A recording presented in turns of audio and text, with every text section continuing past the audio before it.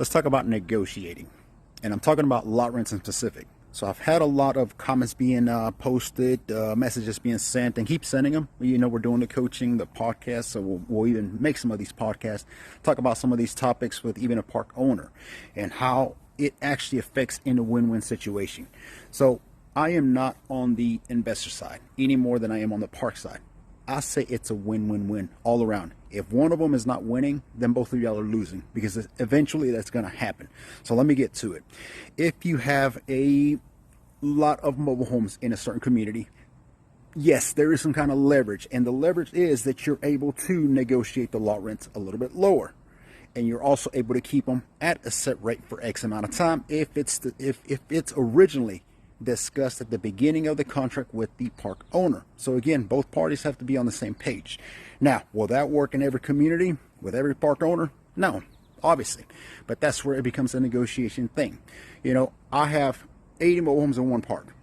That park owner knows he's going to get his lot rent every month for 80 mobile homes, whether I collect on it, whether it's vacant, whether I'm dealing with an eviction, maybe a troubled tenant, etc., etc.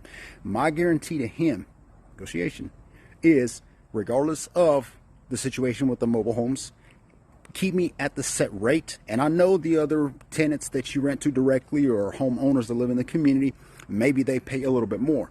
But me securing so many, okay, and I'm not talking about one or two, okay, you got to have maybe 5-10 homes at it, but you know, having so many, I need to be at this rate for it to make sense to me. It's a business both ends. Now, I know that you go up $25-$30 every year, but again, securing so many homes for you for 3 years, for instance, I need the lot rents to remain at that point, at the same amount. Look, the park owner's not going to lose money on those 80 mobile homes because I may be $50 or $100 less than everybody else, because everybody else may not be paying on time. Or he could have evictions where now it's costing him money to rehab those homes, get them back up to code, livable, presentable, and renting again before they can start making money. Whereas my 80 homes, in the same example, continue to make money.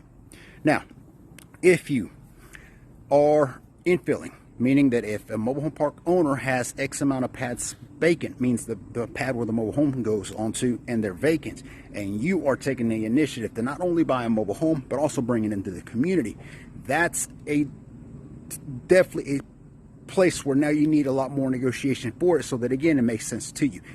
This is about making sense both ends. So here's how I would structure something like that. So Mr. Park Owner, I see you have 5 pads that are vacant, costing you $500 a month. You know, you times that times 12, times 5 mobile homes, times 12 months. That's a lot of lost revenue that you're losing here. I am willing to go out and find 5 single wides that I can bring in here. I'll buy them, rehab them, you know, do anything that's needed. I will be in control of my tenants also, so that's less 5 mobile homes that your manager has to manage on. You see, you're taking all these numbers down. Otherwise, they would have done best. But because I'm going to invest in a mobile home, I'm going to invest in transportation, $4,000 or $5,000, depends on where you're at, from point A to point B, just to bring it into. Then you have decks. Then you have to connect the utilities. Then you have to put the skirting. List goes up. There's nothing wrong with that. I need 6 months, no lot rent. And it sounds crazy to some of y'all, but that is very well doable, because again, you are taking the hit of just moving the mobile home in there. I can take those 5 mobile homes and take them anywhere. I don't have to bring them into this community. I want to, but I want this to be, again, it makes sense from both ends. So message me, DM me, drop a comment what you think about this video. When it comes to negotiating, everything is negotiable, everything. So keep investing.